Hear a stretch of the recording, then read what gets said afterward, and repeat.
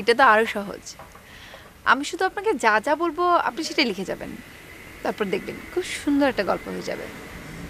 ঠিক আছে, আপনার গল্প বলেন শুনি। একটা পরিবার, বাবা ছোটখাটো একটা চাকরি করে, মা তেমন কিছু করে না। 3টা মেয়ে, একটা ছেলে। সবচেয়ে বড় মেয়েটা কলেজে বিয়ে পড়ে, তার পরের মেয়েটা স্কুলে পড়ে, তারপর ছেলে, সেও স্কুলে যায়, ক্লাস 5-এ পড়ে। আর সব থেকে ছোটটা এখনো স্কুলে যায় না। একটা ছোট্ট ভাড়া বাসায় তারা সবাই মিলে থাকে। অভাবের সংসার, কোনো মতে টেনে টুনে ওদের সংসার যায়।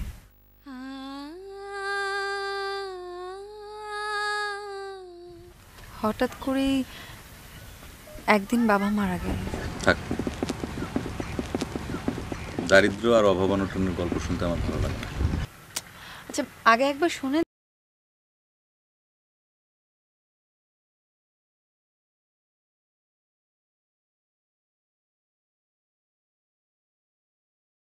শুনলে পরে মন ভালো হয়ে যায়, সে গল্প বলেন।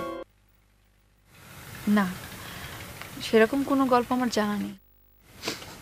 তাহলে একটা চুটকি বলেন। আমি চুটকি জানি? জানেন না? একটাও না। আচ্ছা ঠিক আছে, তাহলে কোনো কিছুই করতে হবে না, চুপচাপ বসে থাকেন। আপনার বাসা আমার খুব দেখতে ইচ্ছে করে। আমার বাসা? কেন? এমনি, আপনি কিভাবে থাকেন, আপনি কোথায় বসে লেখালেখি করেন, সেই টেবিলটা দেখতে কীরকম, আপনার জামা কাপড় কীরকমভাবে থাকে, এইসব। এসব দেখার কোনো বিষয় হলো?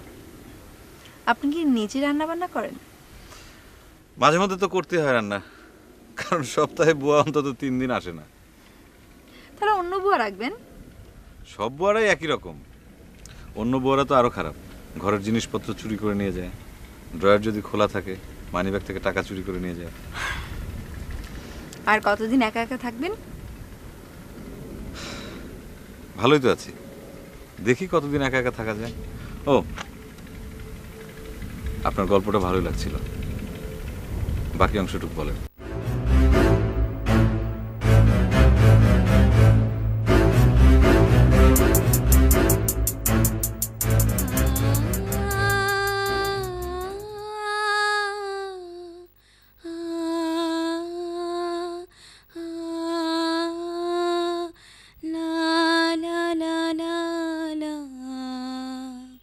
হঠাৎ করে মেয়েটার বাবা মারা গেল। বাবাই ছিল ফ্যামিলির একমাত্র উপার্জনকারী মানুষ। এখন কি উপায়?